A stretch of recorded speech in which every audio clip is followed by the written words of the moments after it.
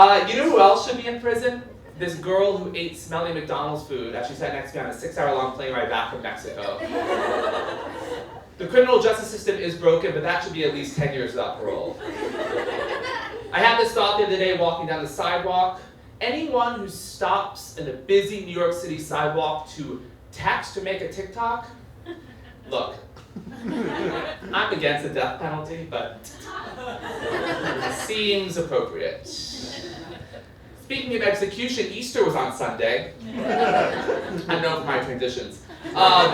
Easter, which celebrates, a guy who died and came back to life a few days later, Yas Queen. As a baptized Catholic, I celebrated Easter by taking my best friends, all right there, who all happen to be Jewish, to the Cheesecake Factory in Jersey City. I'm not saying getting through Holland Tunnel traffic is the same as Jesus carrying up that big cross up that hill, but it's not similar, right? There's some pain in there.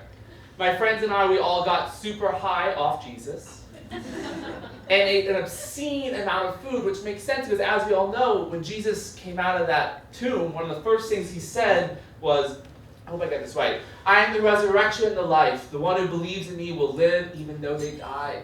And whoever lives, I believe in me, will live, never die. So is my table at the Cheesecake Factory ready? I'm really craving those fried macaroni balls and red velvet cheesecake. What? I've been dead for 3 days. I deserve a cheat meal. John 11:25. I'm really glad all those years of Sunday school paid off. I was in Mexico for a wedding of my longtime friends who are actually here tonight. They've been together since junior year of high school.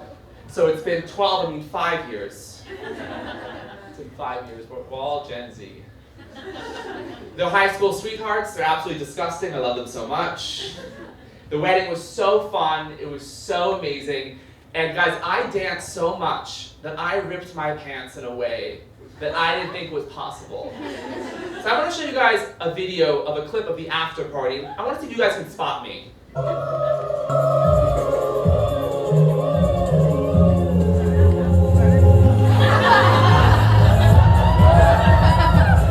Okay, I mean, let's dissect that. That is 2 a.m. after 74, 75 margaritas. The hop up? I can't do that sober. The athleticism of that? Okay, Jackson, one more time. I want one more time.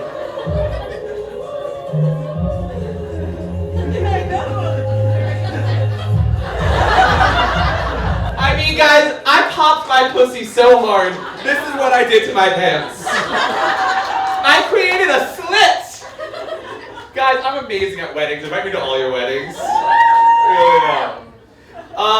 In January, if you guys were here, you know that one of my resolutions was that I was going to date more, so I put myself out there more. And since this show is somewhat about accountability, I feel like it's only right that I update you guys on my love life. In January, I dated this guy, and it got emotionally serious quite quickly, and honestly, when he ended it, I was very surprised, I was taken aback, and I needed some moment to regroup and reflect. So about 3.5 days later, I went on a date with this really hot guy. Really hot. But this time I was like cool and conscious and like looking for signs and being like, is this gonna develop to a real thing? So sometime after like our second date, I'm on the Stairmaster at the gym and I get a text from a new guy. And the guy says, I'll tell you something. Uh-oh. No, spoiler alert, it's not bad, you can dump me. It turns out that he had gotten scabies from a guy that he slept with a month before me and may have given me scabies. I say may have because it was only our second date, so I certainly not had already had sex with him twice. And yes, scabies is the highly contagious skin disease that is about mites boring into your skin. Living mites! Making you very itchy. So obviously I texted him, no worries, it happens, you free for dinner on Thursday? And don't worry, I went to the doctor, I did preemptive treatment, I'm all good. Yeah. I'm fine. A few dates later, we were at a bar after dinner, and he looked at me and said, hey, is it alright if I step out? My drug dealer just pulled out, I really need to buy some stuff for the weekend. And I thought, wow. A man who plans ahead and is efficient with his time, I'm hard! And when he came back with a drug deal, we made out literally in front of everyone. And I thought, no red flags here. Marriage material. A few more dates happen, gets us to last week.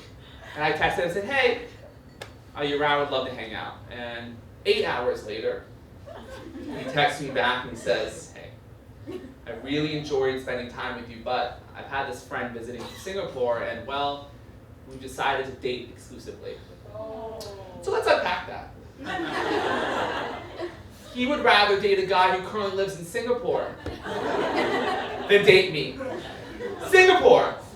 That is a 12-hour time difference than New York. It's morning in Singapore. Good morning, Singapore! Singapore, that is a roughly 9,526.02 miles from New York. Singapore, that is about a 19-hour, 18-minute flight from, you guessed it, New York. Just so you get a visual. He would rather date a guy who lives in Singapore than me.